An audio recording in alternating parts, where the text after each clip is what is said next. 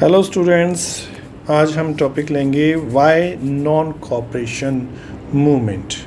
Non cooperation movement ही क्यों हमने लिया, असहयोग करना ही हमने क्यों स्टार्ट किया, और उसके बाद देखेंगे कि ये नॉन कॉपरेशन मूवमेंट जो है वो डिफरेंट जगहों पे लोगों के द्वारा किस तरह से इसको लिया गया, जैसा हम पहले भी बात कर चुके हैं। चलिए स्टार्ट करते हैं।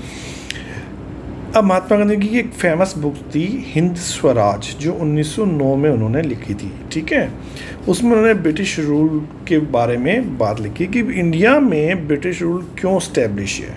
ठीक है, ये स्टैब्लिश इसलिए है the cooperation with the cooperation of Indians, Indian के संयोग के द्वारा ही अगर वो हेल्प कर रहे हैं, अगर इंडियन हेल्प करना छोड़ दे तो ये ब्रिटिशर्स यहाँ पे राज नहीं कर सकते। And survive only because of this corporation.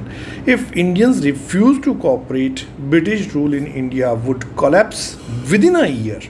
एक साल के अंदर अंदर ये ख़त्म हो जाएगा, ब्रिटिश शासन यहाँ पे नहीं रहेगा। ठीक है, और स्वराज यानी कि हमारा इंडिपेंडेंट हो जाएंगे हम, इंडिपेंडेंस आ जाएगा हमारे यहाँ पे, फ्रीडम हमें मिल जाएगी, आज़ाद हो जाएंगे। लेकिन ये लोगों को समझाना ज़रूरी था कि हम क्यों इनका कोऑपरेट कर रहे हैं, हम इनका नॉन कोऑपरेशन में पार्टिसिपेट करें। ठीक है, तो ये उन्होंने अपनी बुक में लिखा और लोगों को बताया कि भी इस तरह से आपको करना चाहिए। चलिए, अब ये जो नॉन कोऑपरेशन का विचार था, ठीक है, ये कैसे एक आंदोलन बन सकता था, एक मूवमेंट कैसे बन सकता, how could non cooperation become a movement. अब इसके लिए गांधी जी ने कुछ स्टेप्स दिए, कुछ चीज़ें सिखाई कि हमको इसको stage by stage, first step ये, सेकंड स्टेप है, इस तरह से हमें चलना चाहिए।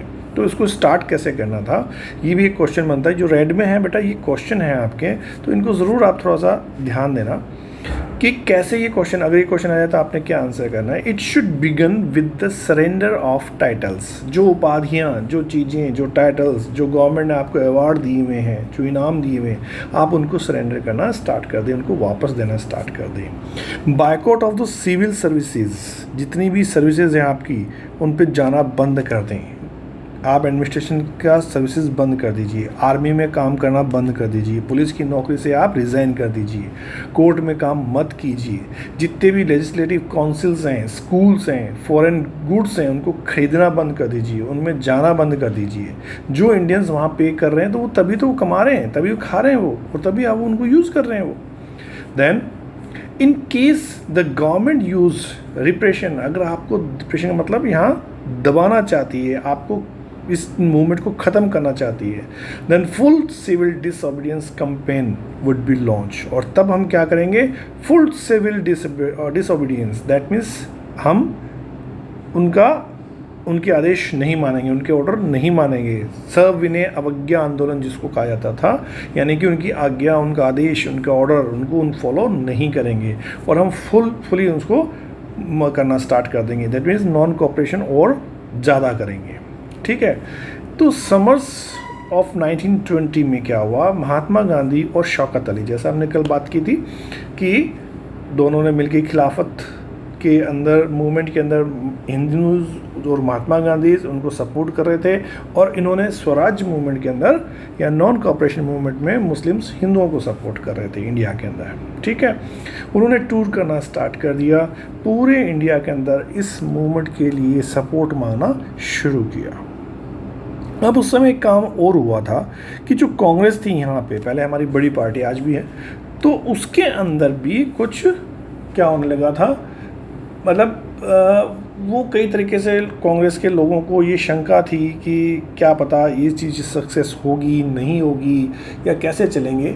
तो उन्होंने क्या किया कि कंसर्न अबाउट द प्रपोज़ल, जो कांग्रेस में प्रपोज़ल आया था कि इस मूवमेंट को स्टार्ट किया जाए, तो वर reluctant to boycott the council election scheduled for the November 1920, कि नवंबर 1920 में काउंसिल इलेक्शन होने थे वहाँ पे, और उस इलेक्शन के अंदर इंडियंस को पार्टिसिपेट भी करना था। तो वो कह रहे थे भी कांग्रेस जो मांग रही थी डोमिनियन स्टेटस की डिमांड कर रही थी। दैट मीन्स कि अंग्रेज़ों के रहते हुए, ब्रिटिशर्स के रहते हुए हम अपनी गवर्नमेंट बनाएं और अपनों को गवर्नमेंट चलाना सीखें। अंग्रेज़ों का कहना ये था, डोमिनेंट स्टेटस का मतलब ये होता है कि ब्रिटिशर्स ये चाहते थे कि आप पहले गवर्नमेंट चलाना सीखिए, आपको गवर्नमेंट चलाना नहीं आता, आपको एडमिनिस्ट्रेशन करना नहीं आता। तो इंडियंस को एक अलग से उनको धीरे धीरे उसको काउंसिल्स और इसमें धीरे धीरे हम लेके आएंगे, उनको सिखाएंगे कैसे गवर्नमेंट चलती है, फिर वो सीखेंगे, फिर धीरे धीरे उनको मिलेगा। ठीक है, तो वो ये चाहते थे कि जो ये मूवमेंट अगर हम इसको स्टार्ट कर देंगे तो जो काउंसिल इलेक्शंस जो होने हैं उसको बाइकआउट करना पड़ेगा। बाइकआउट दैट मीन्स उससे दूर होना पड़ेगा, उसका बहिष्कार करना पड़ेगा, हम नहीं जाएंगे उसके पास में।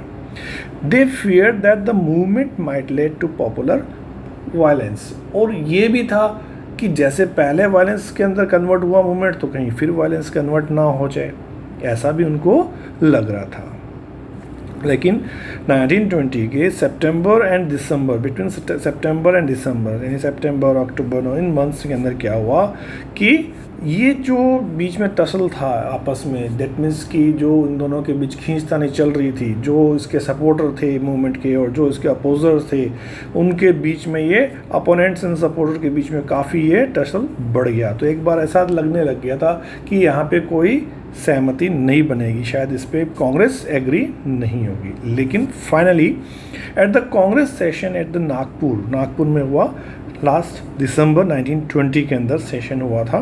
उस सेशन के अंदर ये कंप्रोमाइज़ हो गया, ठीक है, सहमति बन गई और इन सब ने कहा भी चलो नॉन कोऑपरेशन मूवमेंट के ऊपर काम किया जाता है, इसको स्वीकार करते हैं और काम किया जाए। और गांधी जी खुद कांग्रेस के एक लीडर थे, साथ में चलते थे, तो कांग्रेस को उनको साथ लेके ज़रूरी था।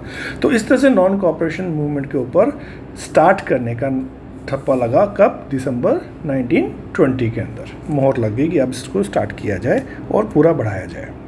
चलिए, अब ये 2-3 क्वेश्चन हैं बेटा, इनको ज़रूर आप नोट कर लीजिए कि how did the movement unfold, यानी कि आंदोलन किस तरह से आगे बढ़ा, ठीक है, कैसे लोगों ने उसमें पार्टिसिपेट किया, हिस्सा कैसे लिया लोगों ने, क्या सोच के, किस थॉट के साथ उन्होंने इसमें हिस्सा लिया था। मेन चीज़ ये पहले ही बताऊं कि सबने अलग अलग थॉट थी, सबकी अपनी अलग अलग इंटरप्रिटेशन थे नॉन कोऑपरेशन के, स्वराज के मीनिंग अलग अलग थे सबके लिए।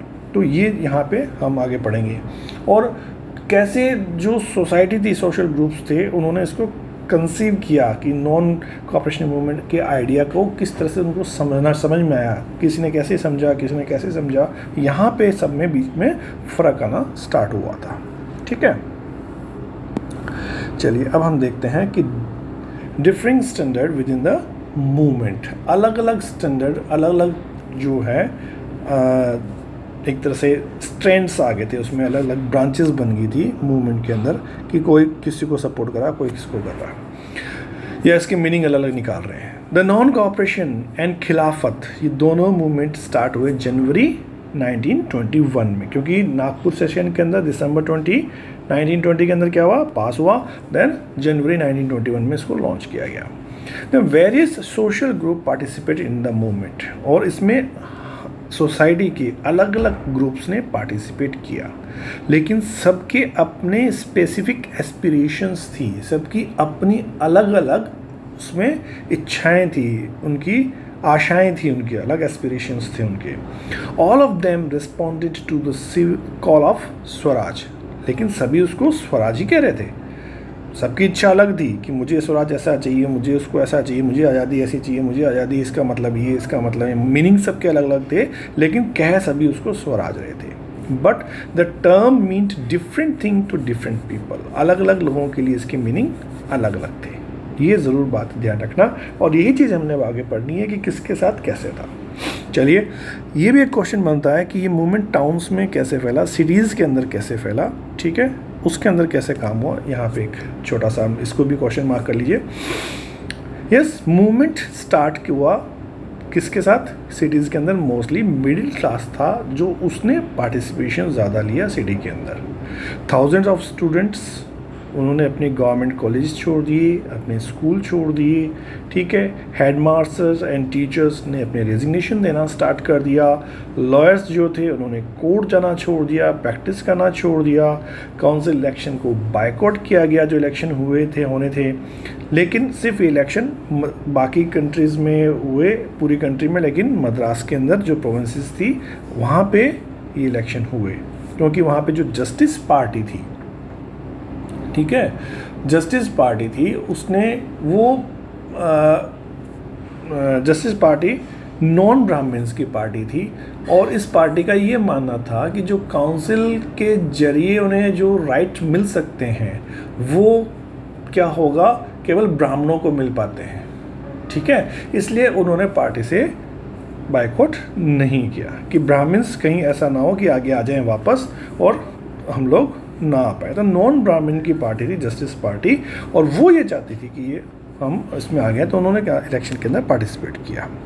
सबको कहा ना मीनिंग अलग अलग, सब ने अपने अपने अलग अलग मीनिंग निकाले, तो इन बैकवर्ड क्लास के लोग या दूसरों ने मीनिंग अपने अलग निकाल लिए। चलिए दूसरा ये क्वेश्चन यहाँ पे बनता है कि क्या प्रभाव पड़ा, effect of the non cooperation on the economic front, कि इकोनॉमिक फ्रंट के ऊपर या इकोनॉमिक किस तरह से ख़राब हुई या उसके ऊपर क्या असर पड़ा नॉन कोऑपरेशन मूवमेंट का, ये भी एक क्वेश्चन यहाँ पे बनता है, तो इसको भी आप नोट कर लीजिएगा। क्योंकि जब मूवमेंट चला तो फॉरेन गुड्स को बायकॉट किया गया था, आप सबको ध्यान है। लीकर शॉप जो थी उनको पिकेटिंग की गई थी, उनको पिकेट किया गया था। पिकेट का मतलब होता है कि लोग क्या करते हैं, लोग जो हैं उस शॉप की एंट्रेंस को ब्लॉक कर देते हैं या उनके ऑफिस के बाहर खड़े हो गए, उनके अंदर किसी को नहीं जाने दिया कुछ भी खरीदने के लिए, ठीक है। फॉरेन क्लॉथ्स जो है वो बर्न किए गए, खूब बड़ी अमाउंट के अंदर उसको होली जलाएगी उसकी। इंपोर्ट जो था वो कम हो गया, वो धीरे धीरे कपड़ों की, विदेशी कपड़ों की जितने भी थे उनकी होली जलाए लगने लगी। 1921 से 1922 के बीच में जो फॉरेन क्लोथ्स थे उनका जो इंपोर्ट था वो हाफ हो गया, आधा हो गया। उनकी कीमत जो थी लगभग 102 करोड़ से घटकर करीब 57 करोड़ तक रह गई, ठीक है।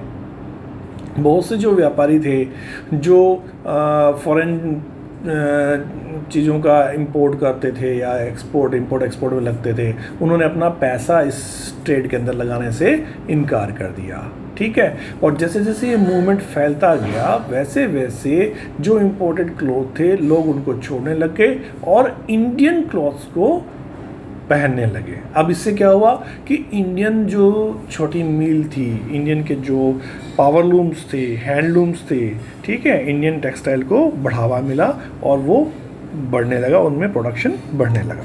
तो ये थोड़ा सा यहाँ पे स्टार्ट हुआ, ये इकोनॉमिक फैक्टर उनको ब्रिटिशर्स को झेलना पड़ा। लेकिन अब एक और क्वेश्चन यहाँ पे बनता है कि इस मूवमेंट के अंदर क्या हुआ, movement in this cities gradually slow down for a variety of reason. लेकिन ये सिटीज़ के अंदर ज़्यादा लंबे समय तक नहीं चला मूवमेंट, धीरे धीरे ये कम पड़ गया, धीमा पड़ गया, स्लो हो गया, ठीक है। कुछ समय बाद ये धीमा होने लग गया था। तो ये स्लो होने का क्या रीज़न था? इसका रीज़न ये था भी जैसे khadi cloth was often more expensive than the mass production of mill cloth. Khadi का जो हाथ से कपड़ा बनता था, पावरलूम, हैंडलूम वगैरह जो उनसे बन रहे थे, तो वहाँ जो हाथ से कपड़ा हुआ महंगा होता था, मिल क्लॉथ सस्ता होता था, तो गरीब लोग इसको ज़्यादा दिन अफोर्ड नहीं कर पाए, वो इसको नहीं खरीद सकते थे, ठीक है। दूसरा, जो ब्रिटिशर्स थे उनके सामने भी एक जो चल रहा था movement to be successful, similarly the boycott of the British institution posed a problem. क्योंकि ब्रिटिश जितने भी इंस्टीट्यूशन थे तो उनका जो बायकॉट किया था, इससे भी समस्या स्टार्ट होना शुरू होगी।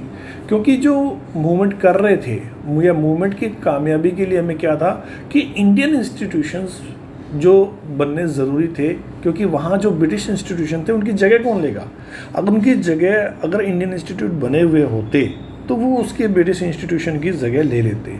लेकिन हुआ क्या कि ब्रिटिश इंस्टीट्यूशन का प्रयोग हमने बंद कर दिया और इंडियन इंस्टीट्यूशन जो बनने हैं वो बहुत धीरे बन रहे थे उनकी जगह पे।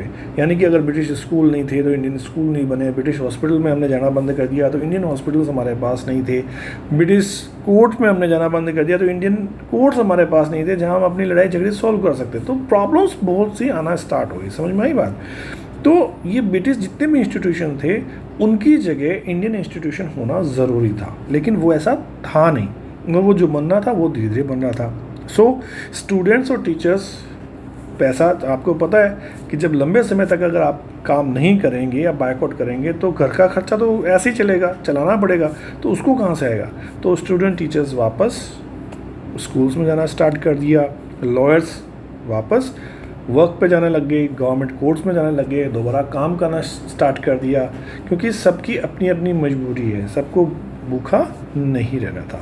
तो इस तरह से ये मूवमेंट जो है धीरे धीरे करता हुआ ज़्यादा लंबा नहीं चल पाया और स्लो डाउन हो गया, उसको स्लो करना पड़ गया। ठीक है, चलिए आज इतना ही पढ़ते हैं। नेक्स्ट वीडियो में हम देखेंगे कि कंट्री साइड, दैट मीन्स गाँव के अंदर मूवमेंट कैसे स्टार्ट हुआ, कैसे फैला। ठीक है, और उसके साथ हम ये भी देखेंगे कि किस तरह से जो प्लांटेशन एग्रीकल्चर में जो लोग लगे हुए थे उन्होंने इस मूवमेंट को कैसे लिया। ये 2 टॉपिक अपने नेक्स्ट वीडियो में करते हैं। Okay, thank you students, subscribe ज़रूर कीजिएगा, लाइक कीजिएगा। Thank you.